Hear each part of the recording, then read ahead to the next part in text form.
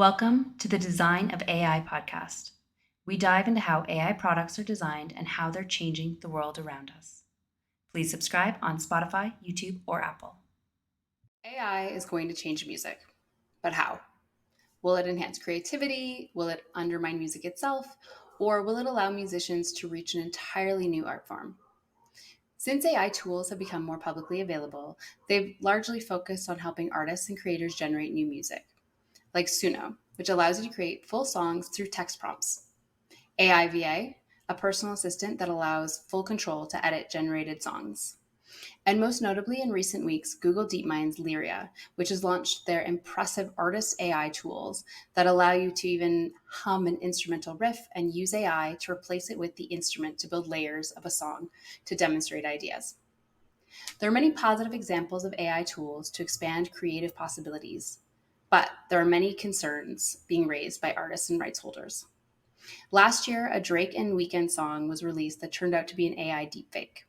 And there have been many more released since then because AI enables fans to make songs using their favorite artists' voices and materials.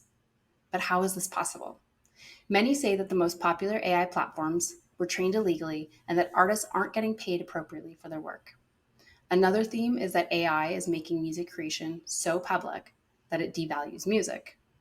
Just today, so we're recording this on April 2nd, 2024, the US-based organization, the Artist Rights Alliance, brought together more than 200 artists to sign a public letter to stop devaluing music in the face of concerns that music will just become content. There's another ongoing conflict happening on TikTok where Universal pulled all their music in hopes of negotiating an appropriate payment structure. Music is one of the first and most visible battlegrounds of the old internet versus this next evolution coming as a result of AI. It's basically a continuation of the struggle that was, lit on fire in many respects by digital streaming platforms like Spotify and Apple and Tidal, where they basically took a huge catalog of music and made it all accessible. It really disrupted the entire model of music, but it's been great for consumers. So AI might do the same thing. It might be a boom for consumers. It might be a boom for content creators and fans. But at the same time, what does it mean to the industry? What does it mean to sustainability? What does it mean to the act of music itself? At the same time this summer, there was ongoing contract disputes and strikes in the film industry and TV industry. And a lot of it resulted, was based on the same issue at hand, which is, well, what happens if you use my image without my authorization? Who should earn off that? What does it mean? What doesn't it mean? So we're entering a new era of what digital entities, the value of them and what they mean will be. So it'll be fascinating to talk to our guest today. Yeah, and from a product perspective as well, I think it's important to remember that there's also a whole other side of this conversation around how does AI empower and enable better use of the business of making music as well for these sort of smaller and mid-sized artists. So I'm really excited today. We're going to be speaking with Martin Walraven Freeling. He is the co-editor of Music X. He has been at the forefront of conversations around the future of music for a while now. The Music X newsletter has taken on topics around digital streaming platforms, rights ownership, and the difficult business of just being a musician. We're going to discuss the value of music in this new future and how AI tools can both benefit and challenge the industry. Yeah, I had a wonderful chat with Martin last week, and I'm really excited to dive into these topics with him. The Music X newsletter has really tried to open minds in terms of how music could transform, both good and bad. And when we look at it from the product perspective, the tools that you put out into the market right now could be absolutely mind-blowing. They could really transform creativity as a whole, but what are the unintended consequences downstream from those things? Who would have known that Napster was going to change the industry so much? And who would have known that Spotify was going to be such a transformational force? So we're at that inflection point, and Martin's going to help us see what some of those potential futures could look like. So I'm looking forward to that conversation. Thanks, everybody. I feel honored to have Martin joining us. So he's the co-editor at Music X, which is how I ran into him, but he's also a lecturer and the co-CEO of Symphony Media. So, Martin, you touch on music in a lot of ways. When did you decide I want to be a broke musician too? I'm definitely not a musician. That's the thing. Yeah, so super happy to be here on the podcast with you. And yeah, no, I mean, fun fact, I don't play an instrument. So not a broke musician in that sense. Very happy to listen to and experience other people, pouring their heart and soul into making that music. And have for a very long time wanting to think about sort of how that works from a philosophical perspective, from a business perspective, from a psychological perspective, from many different perspectives, but just not as an actual creator. I sympathize with that because all my life I've touched music in so many ways, and I'm actually personally very excited about a lot of the AI tools because I can actually be involved in music in ways that I never could before. Even with my own daughter now, it's easy to just pull up YouTube videos and it's easier to learn music than ever before. You have so much more access, there's so many more tools. But today we're going to be talking about whether that's good or bad. In terms of how I first learned about Music X, Brittany and I were actually doing a project with Spotify to figure out how to increase revenue for artists, and Music X's name kept coming up as people at the forefront of thinking about redistributing rights, different models, integrating WebX or Web3 and such. So how did you get into all this? I did a PhD in history. But it was about the history of sound, so still sort of music related. Like the starting point for my PhD was that I was going to look at street musicians in the late 19th century. Then, as a historian, you go to the archive and you find a lot of other stuff. So it became about sound much more broadly speaking. And from there, I decided not to really pursue a career in academia. And I ended up working for TV channels, one for classical music and one for jazz music. And that's how I kind of just made my way more broadly into the music business, firmly from the distribution side with a healthy interest in all of the other parts as well. Then in 2020, Bas Grasmeijer, who founded Music X, he did Music X Corona, which became a daily digest of all the news around the pandemic. And at that point, he said, "This is a lot of work. Can somebody come and help me?" And I said, "Yeah, I'll come and help you. I do this all the time for my colleagues, but they don't really seem to appreciate it that much. So I might as well do it for an audience that appreciates it." It's been a great opportunity to kind of, on a weekly basis, just organize my thoughts around stuff. Led me into, great communities such as Water and Music and many, many others. I guess the whole idea about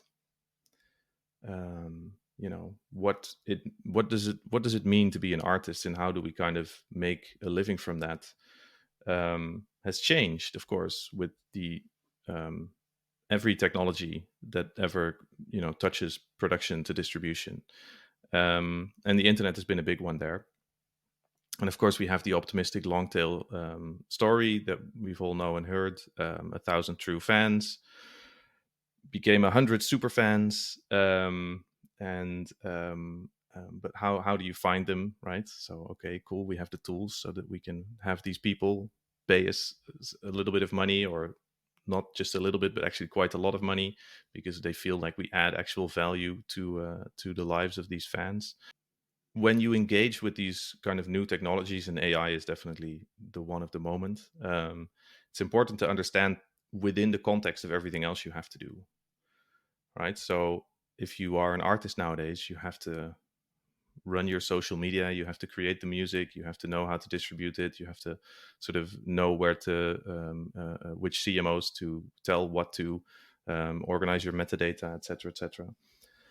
So there's a lot to do, and I think it's important to, as a sort of music industry, which should probably also be plural, music industries, to figure out how we can kind of make sure that distribution is pretty fair and even, and that everybody has the same access to it. I find personally that in the work that you're doing, you and your team rarely shy away from some big conversations and some big call outs when it comes to technology in particular. So previously, I would say like a year and a half ago, it was really about Web3 and what all of that means, and now really digging into the AI side of things. So what is your ideal goal that these musicians and people in the music industries are taking away by broaching these conversations that others seem to be really scared of having right now?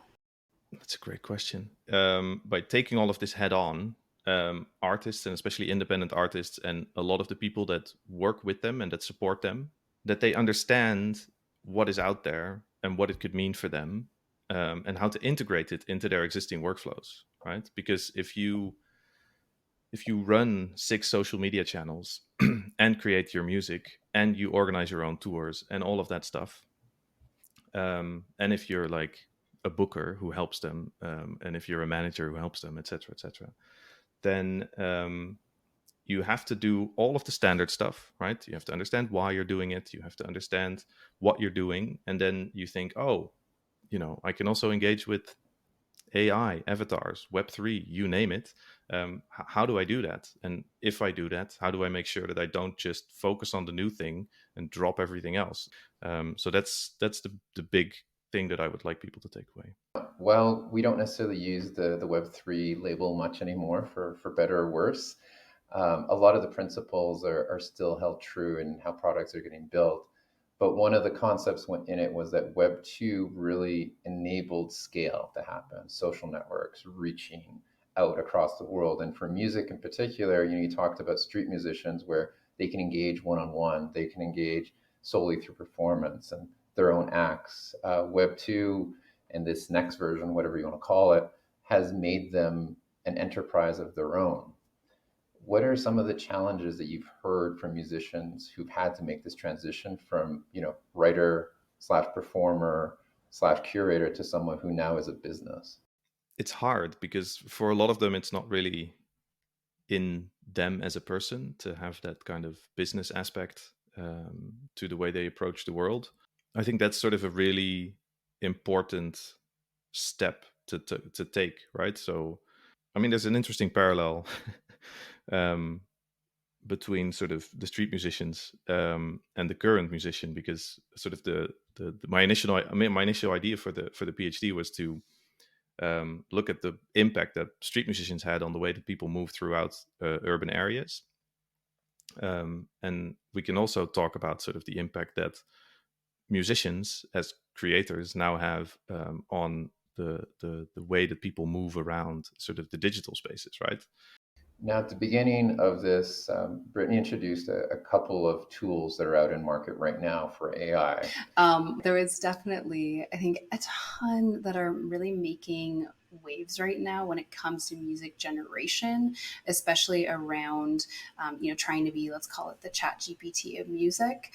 Suno is the biggest one. It's the first set of all of the since A16Z, Andreessen Horowitz, they actually are starting to monitor all of these different tools and seeing what are the top 50 AI-based tools that are being used, by I think usage rates right now.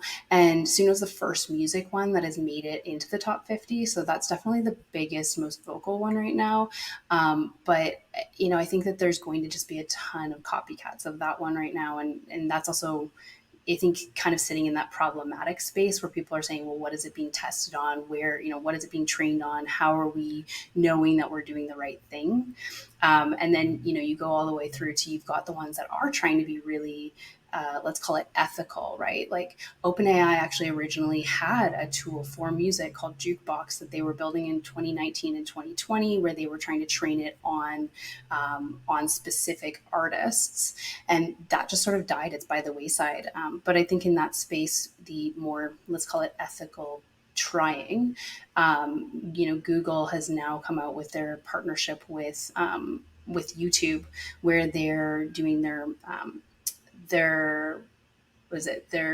AI tools that are intended for testing and trial and really being able to showcase an idea and really working with artists to try and build that. And then they're also in a beta for what they're calling their dream tracks, which again, they're working with individual artists to kind of license them and build AI-based music content.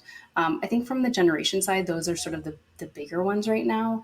But what are your thoughts? Because there's also a lot of different categories that we can touch on in a second. But before we do that, what is your take on that music generation side of the AI tools? They're a lot of fun, that's for sure. The amount of people that I hear, who are having a lot of fun playing around with Suno is great. And I think it's important that, if you're in music, that you understand these things and that you play around with them. As with a lot of large models, it's very unclear what the training data is for Suno. And I mean, that sort of answers the question, right? It's not. I mean, my sense is that it's not fully ethical, and that there's been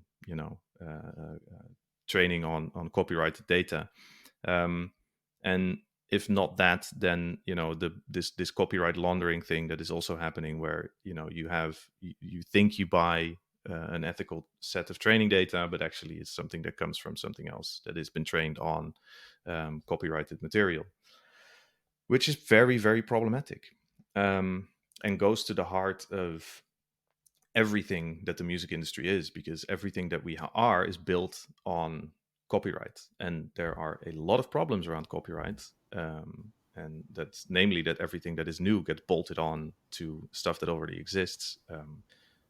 There's ways now that you can make music that are a lot of fun and very easy. When it comes to the actual creation, I'm not sure that these things do anything, right? I don't think they help. I don't think they democratize anything. They just make it super easy. But we've been on a journey to make music creation easy with creator tools for like the past, 15, 20 years.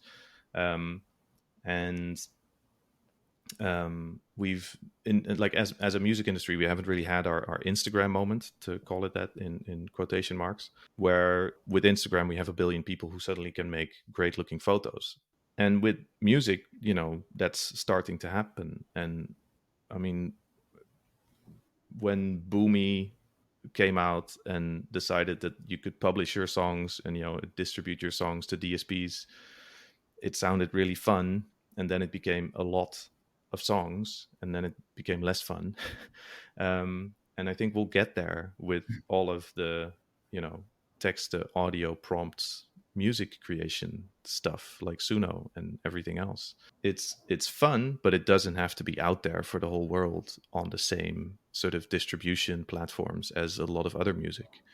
And that's okay. But I'm not sure that we're building towards that right now. I think we're building towards an avalanche of content. I'm wondering, how did the music industry overcome this the last time that it was a crisis? And that notably would have been when hip hop came out and samples became a thing. They have and they haven't, right? I mean, Introducing by DJ Shadow is not on any DSP. So I think the big difference is that it was all essentially still the same thing. We kind of knew what we were dealing with. And now I don't think we know what we're dealing with. So I don't think we can do that same bolting on again that we did before. So we desperately need to have proper discussions with the tech companies about how to deal with collective rights management. And that's not happening. It's just not happening, right? Yeah. They're not talking to anybody, and it's a problem. So maybe to look forward, let's look back at the most recent 5 years. DSPs, music industry just announced that revenues are growing internationally, emerging markets are surging. It all looks quantitatively good, but the reality when I interview artists and artist management teams, they're worried about the amount of effort, that touring's unsustainable, that they're desperately looking for other revenue sources, that while it's easier to get your music out, there's so much noise out there. Algorithmic playlists have really been a boom for discovery, but nonetheless, it's hard to get organic reach anymore. It's hard to get real fans. It's hard to monetize those fans. Is AI just going to accelerate these problems, or do you see it perhaps opening up new opportunities, something that's good for the business of being a musician? Yes and yes. So it will exacerbate the problem to no end, because it's become so easy to distribute your music. It also creates new opportunities. Artists get closer to having a seat at the table for how things are built and how things are organized. So there's a lot of really cool AI-based music tech startups that have artists at the table, and that's sort of the thing that excites me the most, right? I mean, if you look at Endless or Voice Swap are just two examples that are they're very good at that. So question on that. You mentioned getting a seat at the table. Brittany mentioned YouTube, and now they have like a music council. A classical musician that I'm very fond of, Max Richter, is listed on there. What is he getting out of this? Like, what is it, influence, or is it enabling him to reach new creative potentials? I have no idea, but I mean, it's fun to speculate. I don't know if he gets paid. He gets status, I guess. Yeah, perhaps he gets a say. He gets influence on certain decision-making processes. But yeah, I don't actually know. One thing that I'm fascinated by about what you said around, people's access to creating music, but also about, what's going to end up happening from a rights management position. So when you look at some of these tools, I haven't looked at the terms and conditions for all of them, but when I am looking at them, especially these more consumer-based ones, it seems like the licensing or the ability to even earn money off of something that is in part AI generated seems to be tied to an active subscription to the tool with which it was made on. And to me, that feels like a bait and switch. Yeah. So if you use the free version of Suno, if you're listening to this and you use the free version of Suno, Yes. everything you make is owned by Suno. Don't do anything. And there's like this weird ambiguity where it's like, even if you upload your own vocals, or if you contribute components that are your own IP, there's this weird gray area. Because again, even if you're using the Pro, but you cancel your subscription, it seems as though you're supposedly no longer able to monetize that or own the rights to it. And so where do you see the future of music ownership and IP in a world where there becomes so many more players that all have these really weird legalities around them? Of course, Web 2 was mentioned, right, with platformization and Facebook and Instagram and TikTok and WeChat and whatever. They all built platforms that were built around advertising, right? So they were selling our attention as a user to businesses that wanted to sell us ads. And one of the things that all the AI tools are doing very differently is that we're all subscribing to them, right? Whether it was Midjourney or DALL-E, ChatGPT, Suno, every single one of them, you pay a subscription to use it. So they're playing a different game than Meta and everybody else was playing a couple of years ago. And the second thing is that around licensing and copyright ownership, we are going to see a lot of the major players battle it out, right? It's happening right now. Even in between when we're recording this and when this is coming out, something could happen, right? That's how quickly everything is going. And we have a few major cases in the US and in the UK that are sort of due for resolving in the next couple of months, which are going to be super interesting to follow.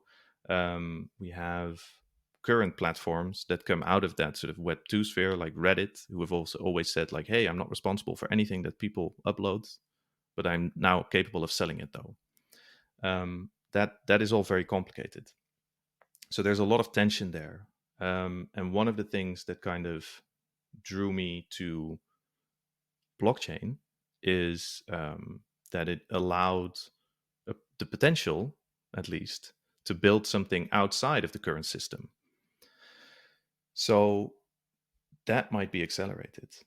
I mean, this is total blue sky thinking, but what could happen is like copyright collapse. And it becoming totally ungovernable, and then we have to do something else, right? and I don't know what that is, and probably you don't know what that is either. But somebody might be building it right now. Who knows? But that could be something that is happening, that we get so lost in trying to litigate our way through the current conundrums of AI and all the copyright problems that it brings with it, that artists, creators, people who make things start to say like, hey, I fully own this, I made this, I record here, on a blockchain or something that is immutable. What that this is mine, and from there on we take it into the world. So it could be a totally different ballgame.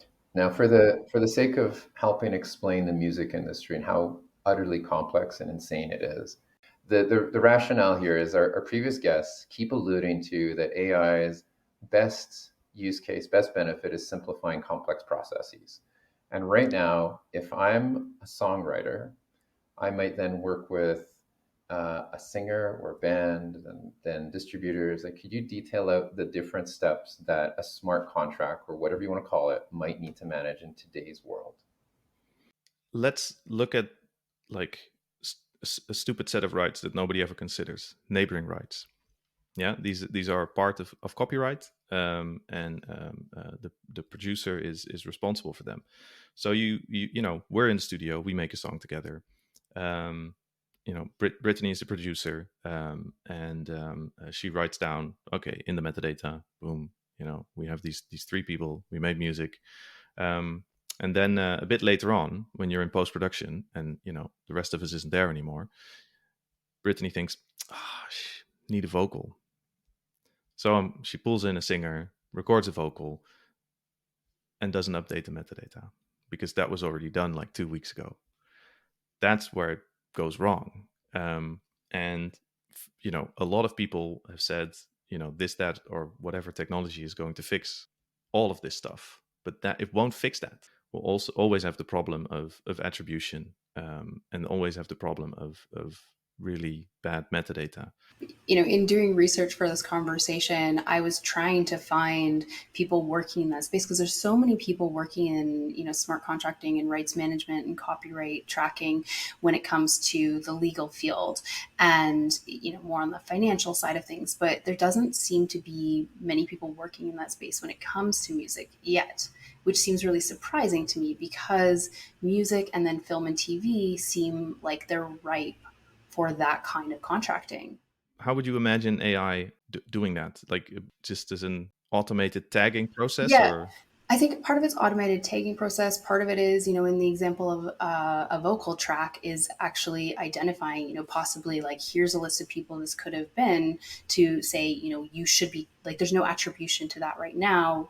Who should it be attributed to? Or to one of the things that AI from a process perspective is really good at, and this is where the legal space has definitely been working in, is trying to look through things and say what's missing, or what seems like it's missing, or what seems like it's not fully complete or correct, and identifying those things and flagging them.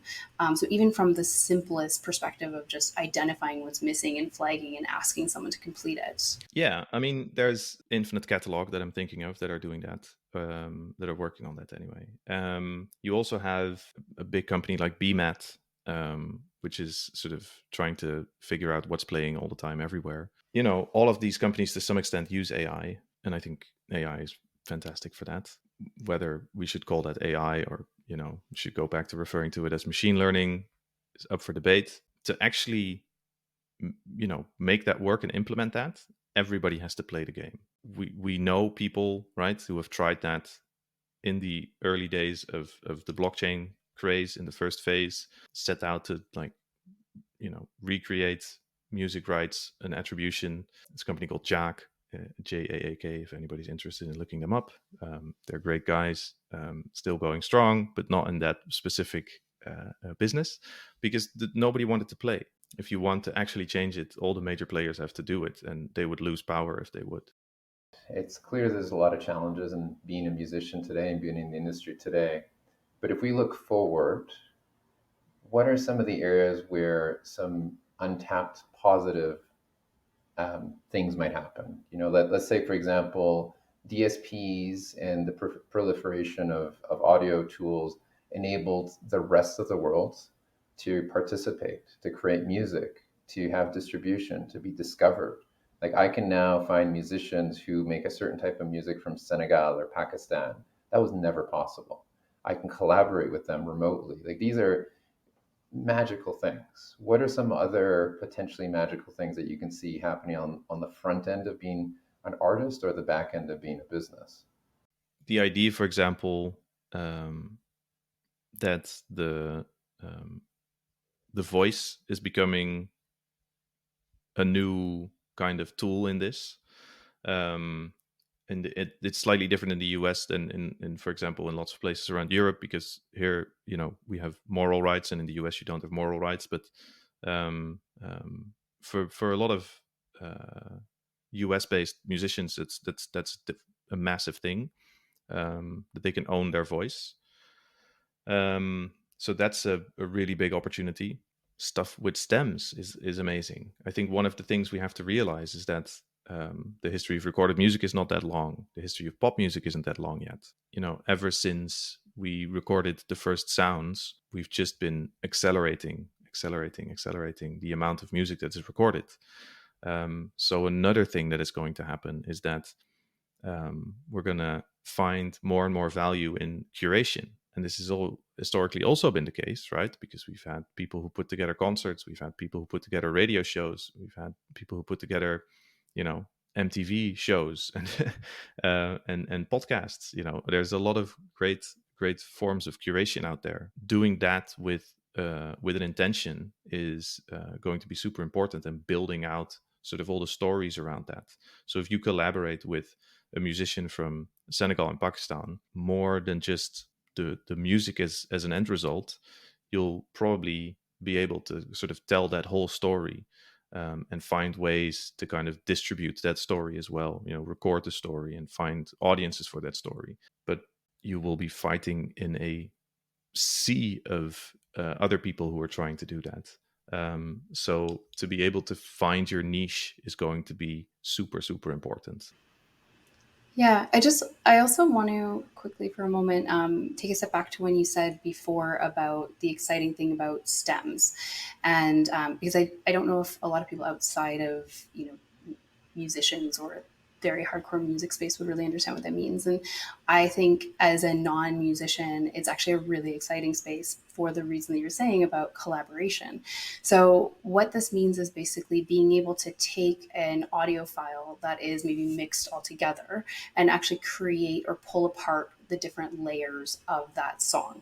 And the most famous example of that being the Beatles releasing a new song where they pulled the vocal recording of John Lennon from past audio files and From a collaborated. demo, right? So they not only were able to Yeah. pull the stem from the demo of his vocal, but they were able to make it nice and good enough so that it could be And used clean it up. And exactly.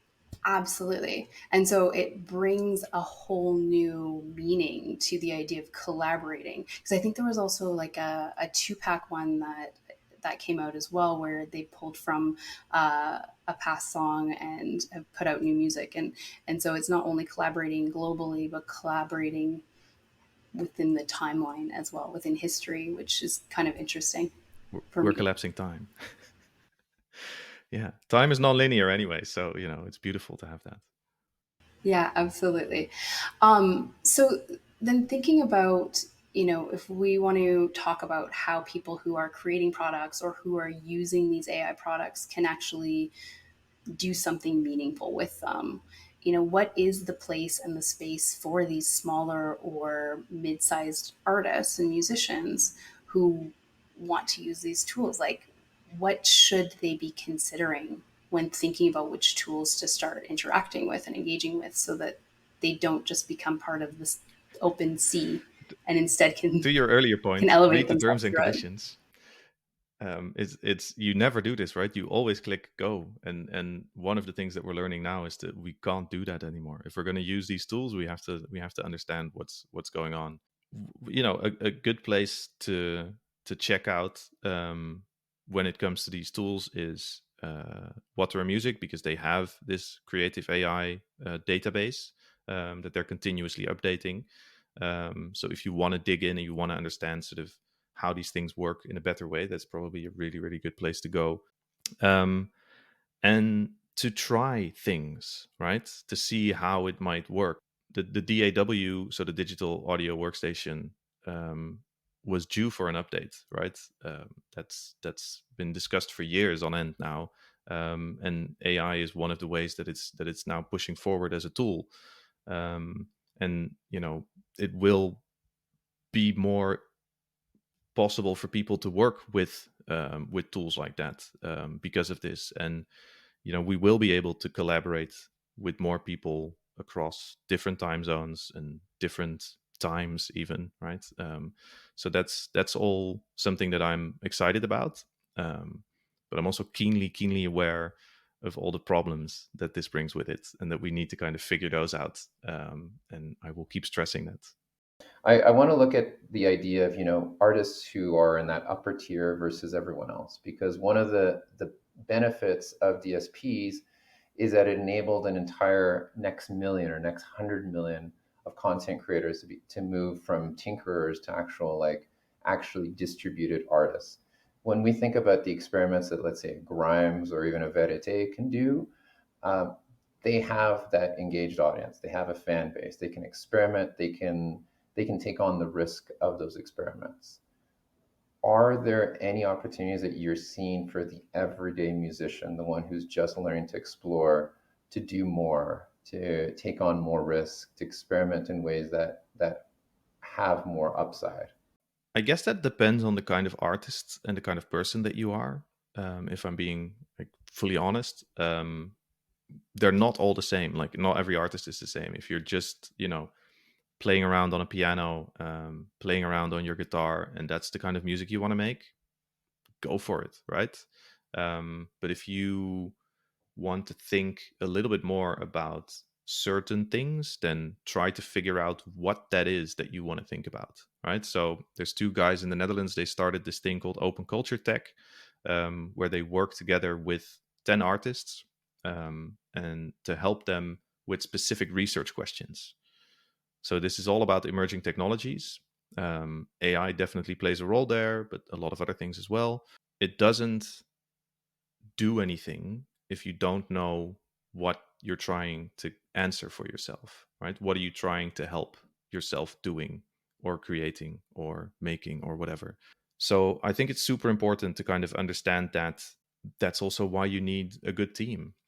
And that's also why it's probably good for artists to start thinking about everything they do as different projects. You can still just make an album and put it out, but there is a whole different world out there where you can, create worlds, and with a lot of no-code tools, you can get very far in experimenting with that. And then at some point, you're going to need people with specific skills. So you need to find the people with those specific skills, bring them into your team, create a kind of co-ownership structure around the thing that you're creating, the music that you're making, the project that you're building, the world that you're going to want to nurture, and then push that forward. But you need to understand, you need to have that question, right? You need to have that question and understand, like, why am I going to want to engage with a tool, a piece of tech, whatever? Yeah. So I want to ask a follow-up to that, because it raises a memory I've had of interviewing a couple musicians as part of that project. And one of them was just a classically trained musician who's just doing, piano music, and she just likes writing tracks. Then there was another person who, call it whatever you want, but this person learned how to basically surf algorithmic playlists and would do, modern piano renditions of famous Christmas songs, because you would get a lot of listens this way and you'd actually generate revenue. Now, I'm thinking this question from the perspective of, well, what are the tools that these people needed to be successful? Was it that they need tools to better identify, audiences? Is it to predict revenue opportunities? Is it to help them identify the right chords? What do you see AI as possibly being able to help these people turn those hobbies into careers. It could help them set up a marketing plan. It could help them build the necessary content to execute on the marketing plan. It can help them bring together a variety of ideas and push that towards a story that could be a set of songs or an album or something. So it can help in every one of those ways if you know the question that you need answering with the help of AI or something else. Help you understand your audience better. It can help you then reach that audience better because you can query a lot of stuff. But if you are, if you want to run, if you're a musician and you want to go on a tour, one of the things you can do is look at your Spotify for Artists or your other for Artists pages and figure out where your listeners are. But that only gets you one step of the way, right? There's a bunch of other kind of algorithmic style things, AI driven tools that can then help you kind of narrow down further who the people are that you could actually reach. And then you still need to start DMing them and talking to them directly. That's not something that AI is going to do for you. So I've worked on several projects, so research and strategic consulting around analytics and data, and how do we make that really meaningful and useful to people, and especially in the music space for these kind of everyday artists that don't have an understanding. They're just being served up analytics, but without any insight and without any recommendations or kind of assistance in what to do. And so I'm personally really excited to see, I think, AI enhance that space, like that assisting people in knowing what to do about the data about their music and their successes or their, failures or shortcomings, whatever. What's something that you're really excited about seeing kind of taken from that Web 2.0 into the next space now that we have more ability to make things meaningful? I love what something like Westcott Media does with dynamic advertising. So this is a step beyond, right? This is not like, hey, how do I start out? This is how do I take the next step? They use all these kinds of things that you see on stock markets and just address them to the advertising flows in the Web 2 platforms. So there's ways to make this work for you, but then you know what the question is you want answered, right? Because you think like, hey, I want to reach a specific type of person in a specific market. What's the best time to do this, and how do I make sure that when I put money towards that gets the best result? But I think part of it is also surfacing up, not just, oh, I know I want to reach this type of person in this type of market, and how do I do it? Because I think that that's the type of question that we've been asking ourselves already.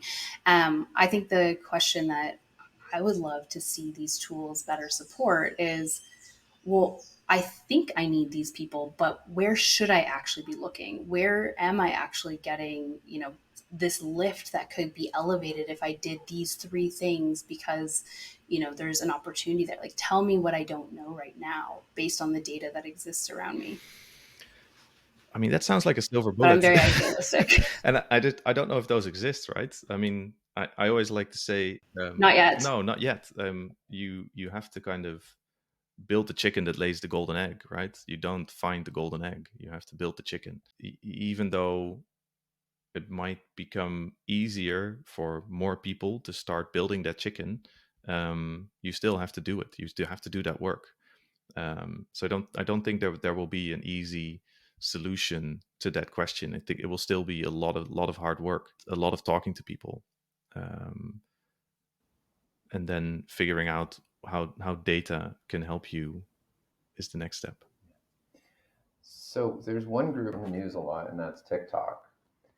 They've changed the game in terms of music, in terms of creator tools, in terms of how people engage or don't engage with each other. What do you see as some signals, both positively and negatively, of what TikTok is doing to music and the music industry? So what TikTok did was really interesting with its For You page and its algorithmically driven front page, where you would just get surfaced stuff no matter what. I mean, it was the logical endpoint in moving from a chronological timeline to an algorithmic timeline. And I think the combination of video and audio is super important. And I would love more people to kind of work on how those two things can create different stories to tell as well, which I think a lot of creators on TikTok do very, very well. But it's also capturing people within the infinite scroll, keeping them glued to a certain type of thing, namely the TikTok video. And yes, we see a lot of spikes of people searching for certain songs they hear on TikTok on DSPs, which is a net positive. But in the end, no platform wants you to leave their platform. That's just the way their business model works, which is why you see everybody trying to make sure that everybody stays on their platform for as long as possible. So that's probably the most negative thing, is that in the end, the platform wants to capture you and keep you on its platform, and everybody else creates the content to make sure that that happens. So to close things out, I'm hoping we can do a little prediction here. Obviously, music's going to change. We're seeing the tools enable new capabilities for musicians. And one of the things that I was speculating about 2 years ago when we were working heavily in music was that generative music was going to result in hyper-personalized music created for specific experiences, moods, that you could own like 100 variants of the same song, whatever it may be. That's a possible direction. Are there any areas you speculated that music can transform into as a result of these new tools and capabilities? I think it's going to transform into something we don't know and understand yet. And I hope that we can push towards it becoming a lot of collaborative, creative efforts, because I think that's one of the really beautiful things that could come out of this sort of shift that we're seeing now. If we go back in history, right? Music making was always this communal exercise.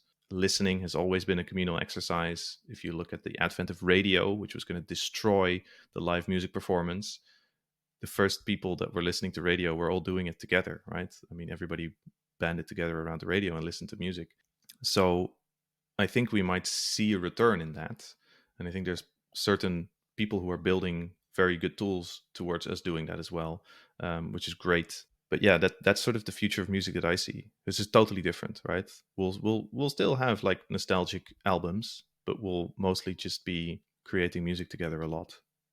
Even though I'm like musically untrained, I can still join in, right? Whereas when I was like 15, I could just sit around while my friends were playing music. And now you can just like do stuff, and that will become, maybe more haptic and all that sort of stuff, which could be very, very cool future. I wonder if it will, from like a behavioral perspective, will actually make music more meaningful to the people who maybe weren't as engaged with it before because it felt very distanced. Whereas now, if you can start playing around and creating something that feels more personal, maybe it will bring a new meaning to music for people.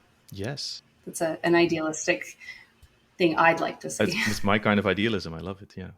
Well, thank you so much, Martin, for joining. I really hope that we can get back to having amazing street performers. I miss that space making that they endue on our cities and our places, and so much of travel, I swear, for me at least, is determined by what kind of music you feel and hear in the streets. I hope that this next evolution returns us to some of that. That sounds great. I would love to go there with you both and everybody who's listening. Thanks for having me. Thank you so much. Thank you for listening to the Design of AI podcast. The show is hosted by Brittany Hobbs and Arpy Dragffy Guerrero. Subscribe on Spotify, YouTube, or Apple to get our latest episodes.